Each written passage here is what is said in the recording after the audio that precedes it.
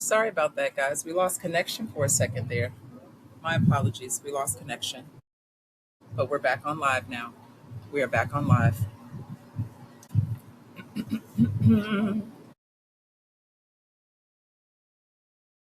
Yeah, it's toasty. It is toasty out here, but that's okay. But I do like being outside. I do like doing it outside. I just hope that it's not like a lot of background noise. I hope this microphone will kind of mute some of that. But I do like being outside. So I just want to say welcome, everybody. If you're just now joining us, welcome, welcome, welcome, welcome. We are so glad that you guys are here joining us right now. We are live now. So we're streaming live from two pages. We're streaming live from my personal page, and we're also streaming live from the Melanated Hospice Nurse page. So welcome everybody. So before we were interrupted, I don't know what happened. We just kind of lost connection. But I wanted to kind of go over exactly the purpose of this Let's Talk About It Thursdays. So every month we're going to have a topic that we're going to discuss for the entire month. Every week we're going to have subtopics. I know I explain this every time, but I just want to make sure that those of you that are new coming onto the podcast, coming onto the live, that you have a clear understanding of exactly what this means. So every month we have a beautiful topic that we discuss, and every week we have a subtopic. So the monthly topics are called the Soulful Series. So we have a soulful series, and every week we have soulful conversations. And the reason why the word soulful keeps pulling forward is because to have a discussion about end of life care, you are speaking from the soul. That is not a place that is superficial. That is not a one layer place. That is a multi layer place because it completely involves every layer of the human being.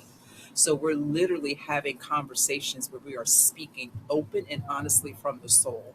So Soulful Series is our monthly topic, and Soulful Conversations are what we're going to discuss weekly. And this way we can really get into the deeper layers of what these conversations are all about. The whole purpose of the Melanated Hospice Nurse is trying to really make sure that we have a community of transparency. Because when it comes to end of life care, that is a topic that we do not like to discuss. We don't. We don't like to talk about death.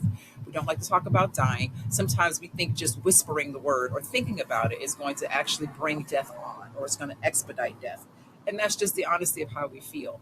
But we're hoping that this space allows us to come in, ask these very challenging conversations about what it means to actually have open conversations about end of life care, end of life needs, end of life conversations. What does it mean? What does it entail?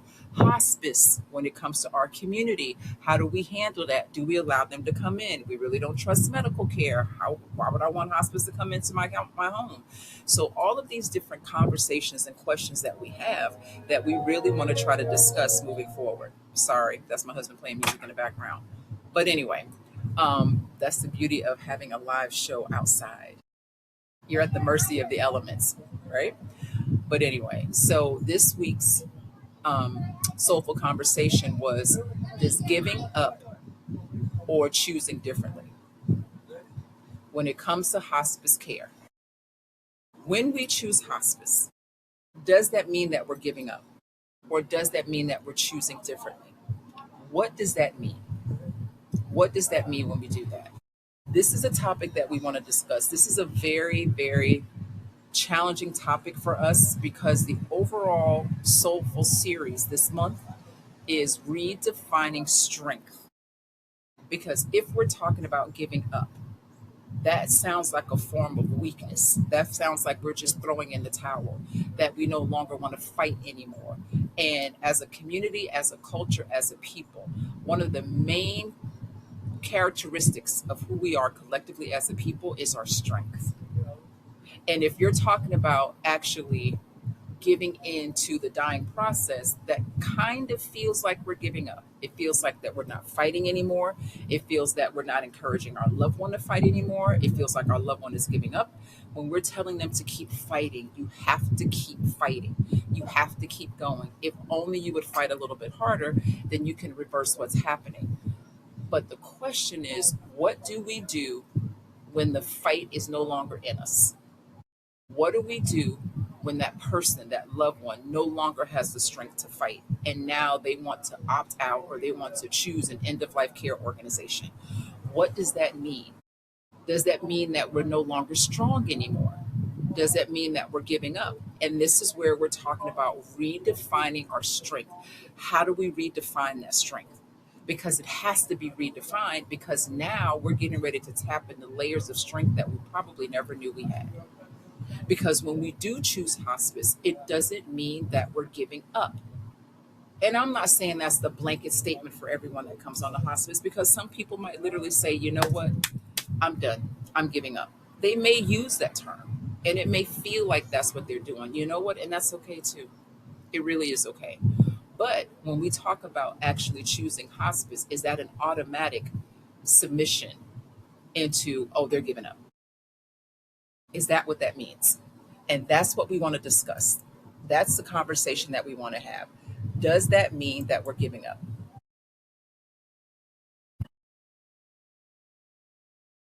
So I need for you all to start putting your comments in the comment section because I really want to make sure that we are addressing everybody's comments when it comes to that. Okay. So please put your questions in the comment section.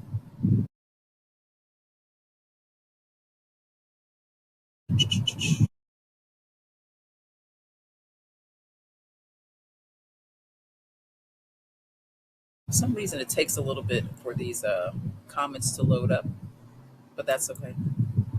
That's all right. It's all good.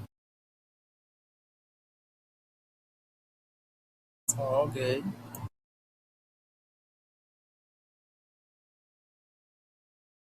So that's what we're really discussing today is I think we have too many pages open. Sorry about that. Sorry about that. But that's all right. So there we are there.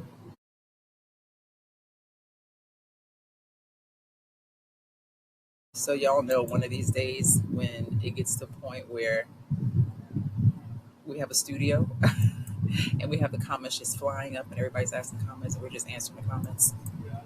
Yeah, that's gonna happen sooner or later.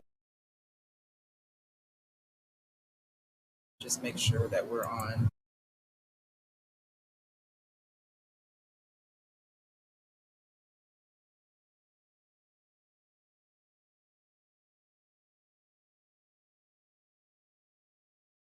Here we are. Okay. All right. So that's where we are there.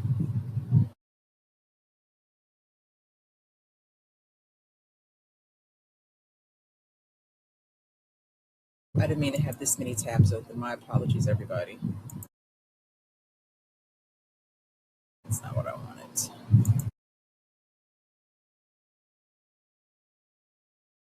Okay.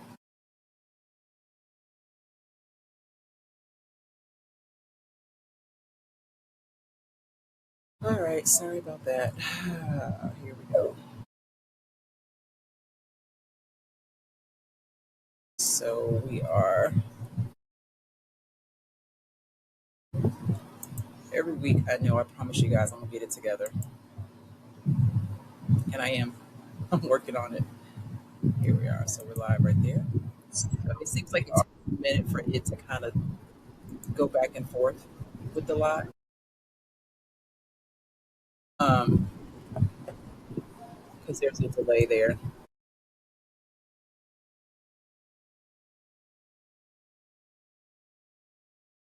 little bit of a lag. Just let me know if y'all can hear me. Just let me know if y'all can hear me. We're there. Then, oh no, no, no, no, no, no, no, no. Sorry, sorry about that. We are there. We are there.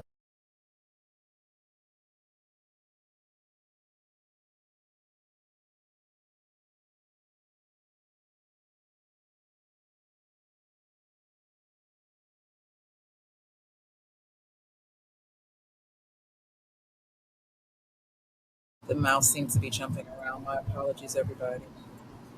There we go. That's better. Okay. All right. Once again, we're going to get it together. So, as we were saying, we just want to make sure that we're coming on and having the conversations when it comes to, does choosing hospice, does that mean that we're no longer fighting? Does that mean that we're giving up?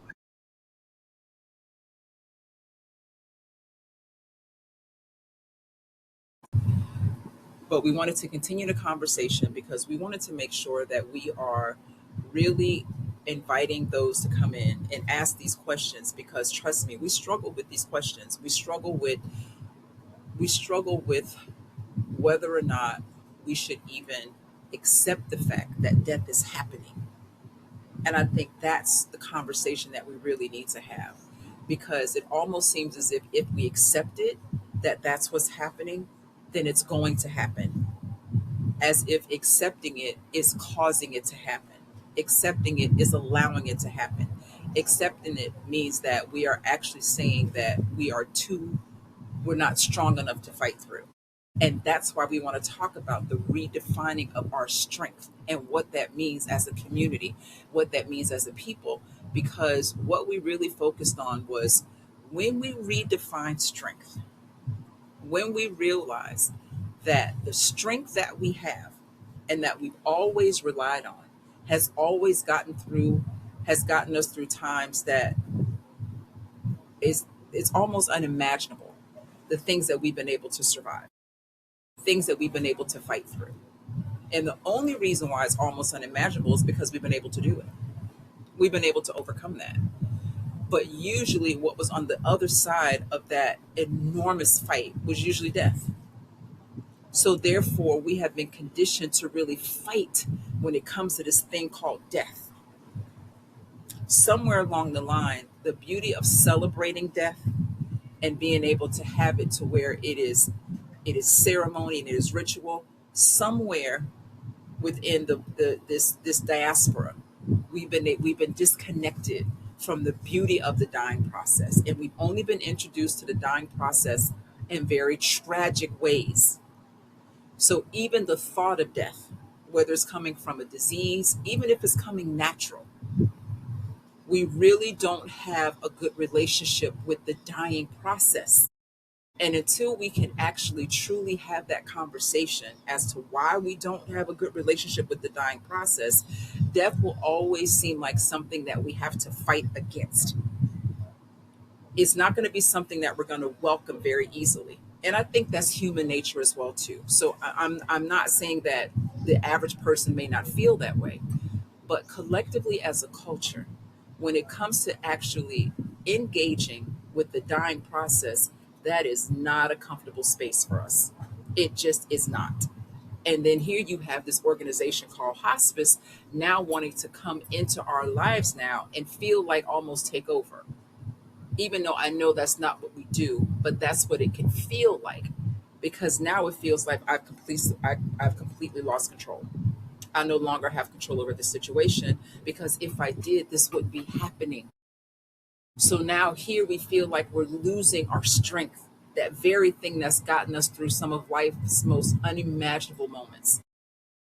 And now here we are accepting what's happening. We can't change it. There's nothing we can do to change it. We're fighting and we're fighting and we're fighting and nothing's changing. And now you want to talk to me about the dying process? So, as a hospice nurse, my goal is to come into that space and help us to redefine the strength. I know we come from that, but what do we do when the strength is no longer enough and the death is happening? What do we do? We learn to tap into other arenas of strength. Now we want to fight for the strength of peace and the strength of comfort and the strength of dignity, as opposed to the physical strength. Just going to hop onto this to see if we got any comments coming in yet.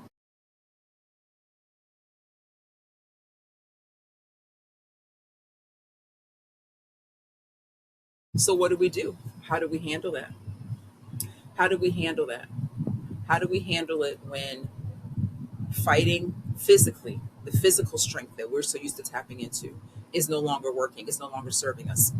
The body's still not recovering from this disease, from this illness, from this sickness. What do we do? How do we redefine that strength? The goal as your hospice nurse would be to really tap into the other areas of strength that you possess that may not always come forward because you haven't had to rely on those. You've only had to rely on your physical strength or the strength of the physical body or the physical state. Now we have to start tapping into the mental state, because the mental strength that it takes to shift the thought process from actively trying to fight and now actively accepting that death is happening, that's a mental strength that, unless you've been in that space, is very, very hard to describe. Now we need to tap into other arenas of strength, that mental strength of actually, because what it feels like when we're asking people to try to think about it from that perspective is that we're taking away your hope, that you no longer have the hope of healing physically. And that's the last thing we want to do when we come in, is take away somebody's hope. Because I don't care if the doctor told you you have until tomorrow to live. If you still feel like you have the ability to fight, you have the right to do that. Nobody has the right to take that away. Even if everything around you looks like death is happening, we still don't have the right to take away that hope. We don't have that right. Hope doesn't belong to us, it belongs to you. Everybody's hope belongs to them. And nobody has the right to come in and take away that hope. I just got bit by a mosquito. That's what happens when you go live outside. So we're just checking on some of the comments here.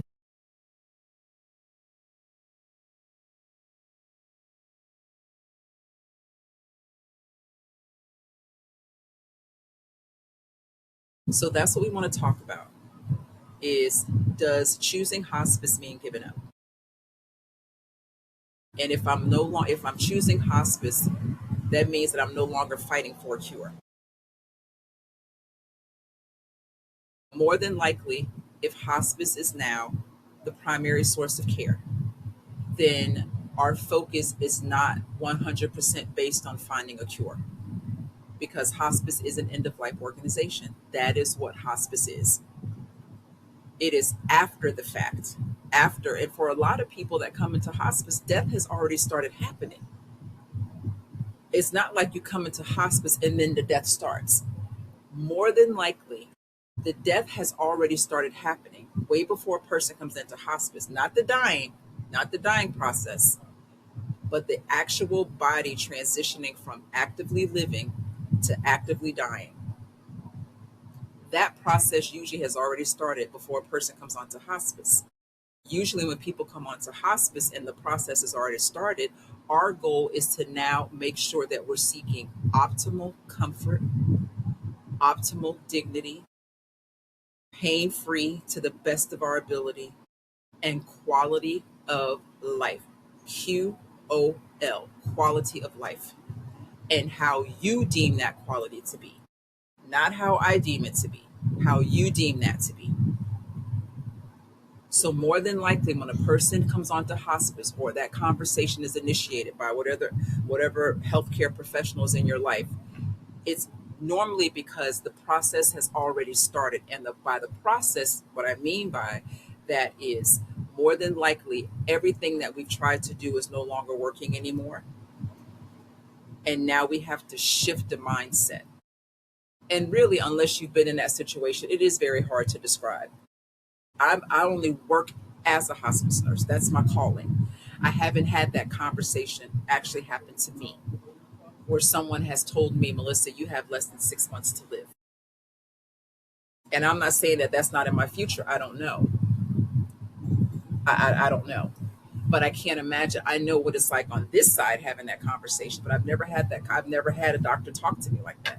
So I can't imagine what that must feel like. So I'm constantly trying to make sure that I'm not assuming that the person feels about the diagnosis or prognosis that I feel about it. Oh no, you're going to be fine. It's okay. It's all right. A lot of people are on hospice. I never forget one time I was in a hospital with our daughter, and she had had a incident that had happened, and we were talking about like miscarriage or something like that, and the doctor was like, well, women have miscarriages every day. And I kind of looked at her and just went, okay, what does that have to do with whatever somebody's going through right now? Can you imagine me as a hospice nurse coming into your space after you've selected hospice or elected hospice, and I completely dismiss what you're going through by saying this? Oh no, it's okay. People die every day. People die every day. We know that people die every day. I just don't die every day. I don't die every day. So how is it that you can come into this space and just totally expect for somebody to just, oh no, it's okay. People die every day. That is one of the most dismissive statements I've ever heard in my life. And if you're in a hospice setting and a hospice professional says that to you, please request somebody else. Because that lets me know right there, okay, this process will not be about me. It's going to be about what you need to do as a healthcare provider. It won't be about me, when everything in this process should be about you or your loved one. Everything should. Everything should. So we really want to be able to have these very transparent conversations when it comes to, does choosing hospice mean giving up? Am I giving up my strength? Am I no longer fighting anymore? I really want to make sure that we're having these discussions when it comes to, does choosing hospice mean giving up? Does it mean that I'm giving away my strength? That I'm now too weak to fight? That I should be fighting more? And a lot of the times that happens. I mean, you have families that will tell the loved ones, "Why are you choosing hospice? Why are you just giving up like that? Why can't you continue to fight?" And I'm sure, I'm sure that these comments are coming out of pure love. I know they are. I know they are. I'm not saying that people are saying that to deliberately be mean or anything of that sort, but it happens. It does happen. It does happen.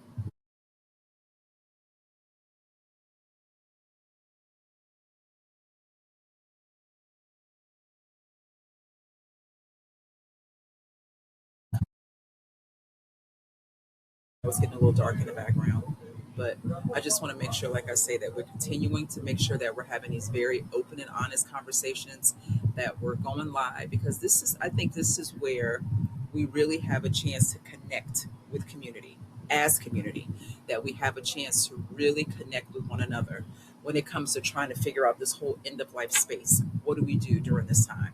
What type of help do we need? How do we get the help? Who do we ask? Am I giving up if I choose hospice? Am I giving up?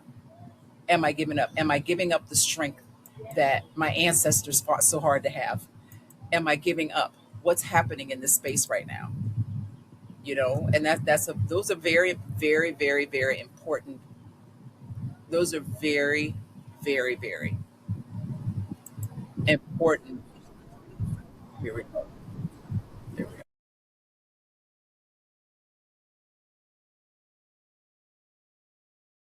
Because we definitely want to make sure that, and as a culture, we do want to honor, but we also want to make sure that we are not allowing that strength to blind us. And that's the thing that I think we really need to focus on, is not allowing the strength, or not even allowing that might be kind of a harsh thing, but really understanding that our strength can blind us, because we feel as if we do choose hospice, or we do choose to now accept that death is coming, and that the fight for life is no longer happening, that we're not showing strength, that we're not honoring those that came before us. And I've had these conversations. That's how I know that these things are actually real. So what I'm saying is that, how do we do this now, where we're able to say, I am choosing hospice, but I'm not choosing to give up. I'm just choosing another level of care. I'm choosing a different avenue of care. I'm now choosing comfort and dignity, but I'm not giving up. And choosing hospice doesn't mean that I'm choosing less. Choosing hospice doesn't mean that I'm giving up. Choosing hospice does not mean that I'm weak. And all of those things are okay if that's why you're choosing hospice. They really are. Those things are okay as well too. But just collectively, we normally hear that a person that chooses hospice means that they're giving up. And if that's not true for that person, then we want to make sure that we're supporting that decision by helping to be the voice in community to say they're not giving up. They're giving in to what's happening and they're choosing another level of care. They're choosing comfort and dignity, is what they're choosing. It's not that they're giving up. They're not giving up. I'm just toggling back and forth, guys. Remember, I'm just looking for the comments.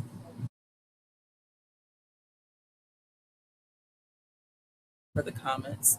Last week it was so funny because when I got off, I was on a different Facebook page, the one that was not getting all the comments. And then my husband was like, "You didn't see all the comments that was there?" I was like, "I did not see the comments. I'm so sorry." But that's okay. That's all right. We're getting into it. We're getting into it. This is our second month. We're getting into it. So I had someone today make a comment on one of the on the YouTube post. They said that the information that they really enjoy the information that is very helpful.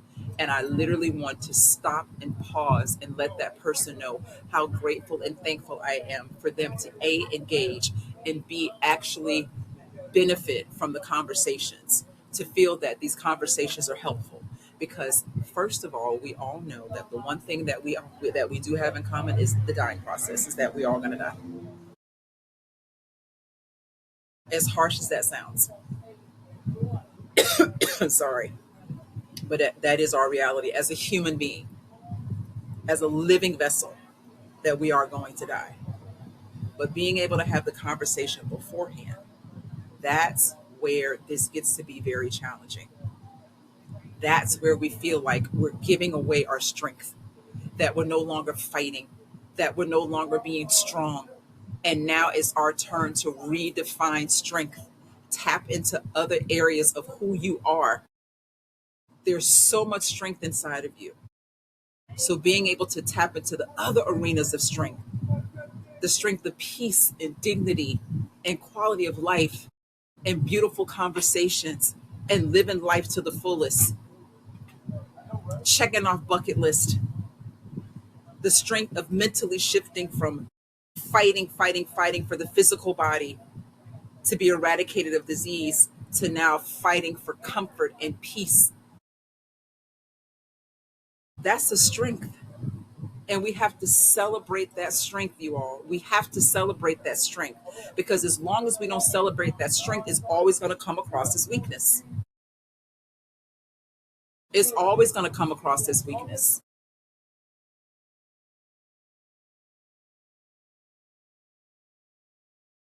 Miss Stacy, thank you so much. I appreciate that. Miss Stacy said great knowledge on hospice care.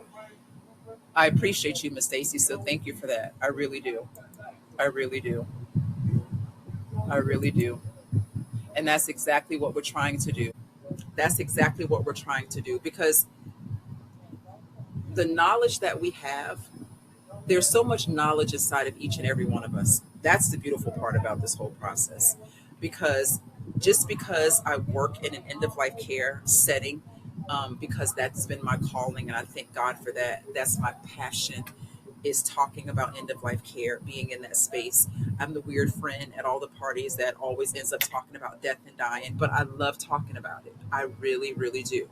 But actually, that knowledge is inside of all of us. So what happens is when we have these conversations, it literally incites what's already inside of us. I don't have the corner market when it comes to end of life care. Yes, I do have people that will call me or say, "Hey, Melissa, you're the hospice expert." And I understand why they say that. I don't call myself a hospice expert. I've just been blessed to work in a hospice setting for almost 21 years and as a nurse for almost 30. So I'm so thankful to God for that. But I really learned so much from the individual that's actually going through the dying process. And they've never done it before. They're no expert in dying, but what they do have is that experience. And it's not like it's something that you get all the time. We all know you get one chance to do it and that's it. But what I'm saying is, my knowledge comes from sitting in community, talking to families, conversations with loved ones, individuals that are going through the dying process. They are the knowledgeable ones. I just happen to gather all of that experience and I'm able to actually talk about it. But my appreciation is for being able to sit in spaces with people that have experienced this entire dying process and listen to what they've gone through. That to me is I love reciprocated knowledge. It's reciprocated. Yes, I share the experiences, but what people share that are going through this, that's the truth. They're sharing their truth. I'm just literally just relaying the experience that I've watched as someone's gone through their truth.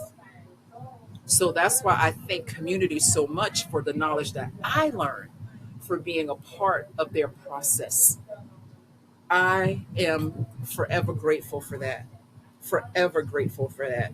And I pray to God that I'm able to do this work for the rest of my days because I really do love end of life care nursing, the end of life care period. Because I know I've watched people actually, it's almost like you watch someone come into every to the ultimate parts of who they are. Like the ultimate being is that person right before the death happens. Oh, that is every part of you comes to this beautiful pinnacle and just like that, you're this beautiful ball of energy. You know how powerful that space is right before somebody takes their last breath? Because every aspect and layer of who they are had to come together and all make an agreement that it's time to go on to our next assignment. I'm talking about every layer pulls forward. We don't walk around with every layer pulling forward. We have a lot of layers that are hidden that we don't want other people to see, and a lot of layers that are not necessary to actually show on a regular basis. But during that dying process, all of those layers come together in agreement that it's time to now leave this body behind and go on to our next assignment. And it is a beautiful process. So for me to actually witness that and be a part of that, I'm forever grateful and humbled when it comes to that. So I learned so much from community when it comes to that. And I just relay the knowledge that I've learned from people's lived experiences. They're the experts. They're the experts. I just take it all in, then I relay it. Okay, we're just looking at some other comments here. Yep. I don't know why I'm a mosquito magnet. Is anybody else out there a mosquito magnet? Not just mosquitoes. There's no seams. As a friend of ours calls them non-seams. As them non-seams. Oh my God, it's just like I'm just a magnet for that. But it's okay. It's all right up here. So y'all know I can talk. So I'm not gonna have y'all on here all night, but I really enjoy these live conversations. And sometimes I feel like I want to be on here a little bit longer, but I don't want to keep you all long because I know I'll come on at 8 o'clock. And that might be a little late for some people. But the beautiful thing about lives is you can always go back and watch them again, especially after I edit all the bloopers out of it. But you can always go back and watch them again. And you can always look forward to next Thursday because every Thursday we do a Let's Talk About It Thursdays where we actually continue the conversation from the podcast on Sunday. And this week's podcast was Giving Up or Choosing Differently. Redefining Our Strength is the soulful series for the month. And then talking about the soulful conversation, we actually talked about giving up or choosing differently. And does that mean that we're weak? Does that mean that we're giving away our strength? Does that mean that we're no longer fighting? No, it means that we're now choosing differently. We're choosing a different level of care now. And that's perfectly fine. It's perfectly okay. It's perfectly okay for you to say, yes, I know I don't have the energy anymore to fight. I just don't have it anymore. And now the body starts surrendering to the laws of heaven, to that next assignment, to the laws of the afterlife. It surrenders to the alignment of the afterlife. That's what the body starts doing during the dying process. It starts to surrender to the alignment of the laws of the afterlife, no longer the laws of this world. And that's why you see somebody go from eating to not eating, not sleeping to sleeping, drinking to not drinking. All of these things start to change because they now are abiding by the alignment of the laws of the next life. We just happen to be witnessing the transition. I had a patient today. Her mother is definitely going through the transitioning process, and it's been a journey. I've been with them for several months now, probably since January, and I meet with them every week, sometimes twice a week. So you find yourself really making connections with families because you do spend a lot of time with them, and you spend a lot of time with them in very intimate settings because the dying process is very, very intimate. It's very personable. It's very private. You're very vulnerable. So many parts of you are exposed when you're going through the dying process.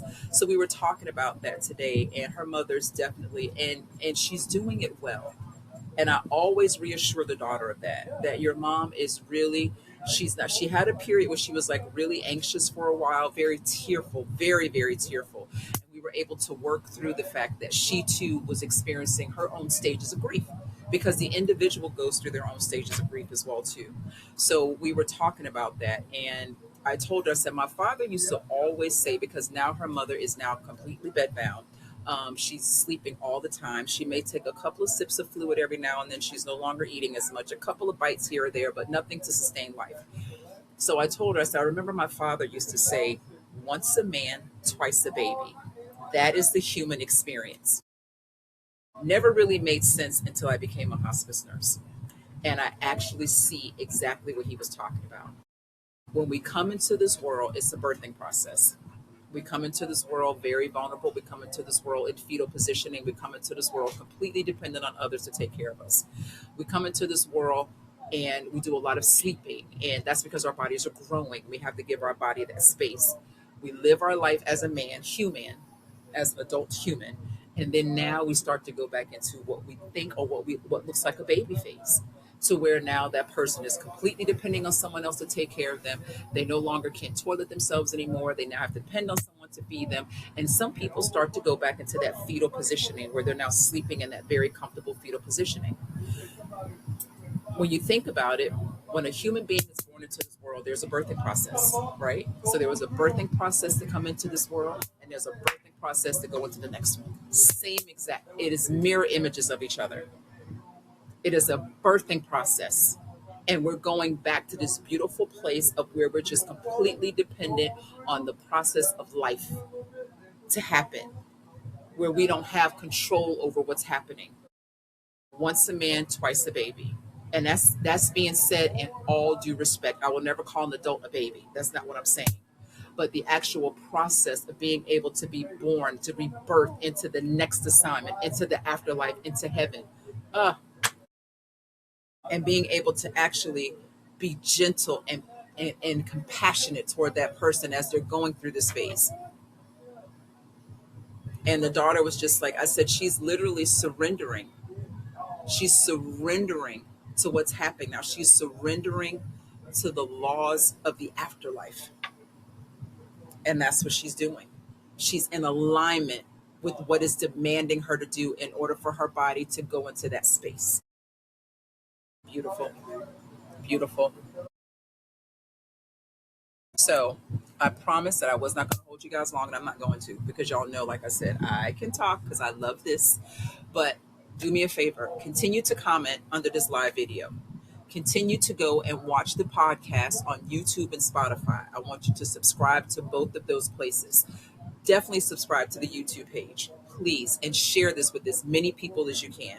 Share it with other people that you know that have had hospice experiences, that may possibly getting ready to be on a hospice experience, people that are thinking about the hospice experience, people that never even thought about hospice. Share this because this is going to be every man's journey.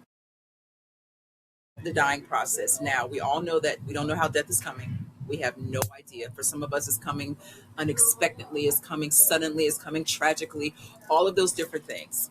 But the hospice space, for those that the dying process is something that we can participate in, then this is what we want to make sure that we are having these very open and honest and transparent conversations. And I say that all the time, and I will continue to say that. So I just want to say thank you so much for joining the Melanated Hospice Nurse Live. Thank you for those that have joined the Melanated Hospice Nurse Tribe and community. So forever grateful for you. We are growing on all social media spaces. We're now almost at 200 people on TikTok. Thank y'all. I never even used TikTok before, and now here I am talking about TikTok like I'm some expert. I am not. But we're growing on the Melanated Hospice Nurse Facebook page. We're growing on the Instagram page. So we're growing in our YouTube community. So thank you all so much. Continue to watch these podcasts on all of those available streaming opportunities, especially YouTube and especially Spotify. Share this with your friends. Share this with your loved ones. Share this with those that you know may be having these very difficult times or conversations. Send them to me. We have the Melanated Hospice Nurse website. You can make all your comments on that. We're going to start having a newsletter come out with all these podcasts in newsletter form. So people connect, because a lot of people do like to still read a lot of this information. So this way they can keep up with what's going on in the next edition of the newsletter. So make sure you go on the Melanated Hospice Nurse website and subscribe to that, because then you will now start to get newsletter information as well too. We do speaking engagements, we do community engagements, community involvement, whatever that space looks like. We're going to start doing death cafes where we can have spaces where we can set up and people can actually come in person and have these very difficult conversations. Yes, it's called the Death Cafe.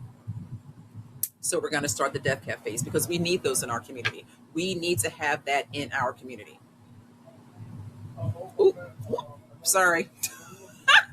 That was a big one of those beetles, but they're attracted to the ring light, of course. So anyway, so thank you. My neighbors are very loud in the background, so I'm gonna get off this live. But remember, let me tell y'all this: may compassion guide you and culture ground you. Until next time, bye for now.